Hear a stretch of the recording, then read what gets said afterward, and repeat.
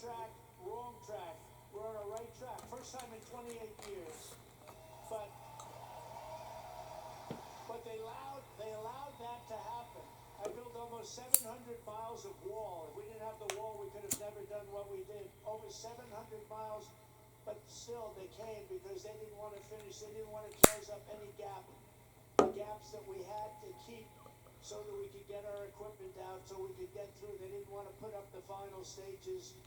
It would have taken 3 weeks to put up the final stages. They said, no, we don't want the wall built.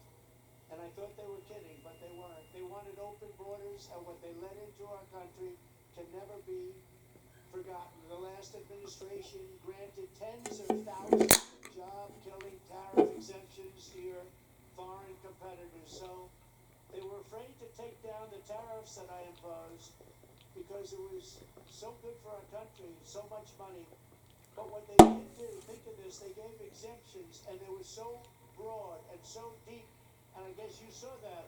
But the exemptions that they gave allowed foreign competitors to come in and steal our industry, steal our jobs, and bring them back home and bring them home by the boatload. Crippling imports of foreign steel skyrocketed over the last 4 years like you have never seen before by over 30%. That's an incredible, crazy number. And imports of steel and rebar from Mexico exploded by more than 1,000%. We were getting our steel from Mexico. We were getting our steel from Canada. We were getting our steel from every place, but right here, it was then that we announced the crown jewel of our steel industry, U.S. Steel, was being sold into foreign hands with no protections for our great steel workers. And I said, there's no way we're going to let that happen. When I was watching over you, you don't even know it. I was watching over you. Best people. You're the best people. You built this country. You know, you people built this country. You people and others like you built this country.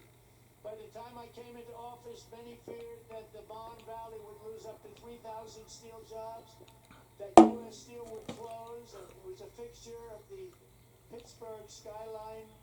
It may never live for another week. We had times we thought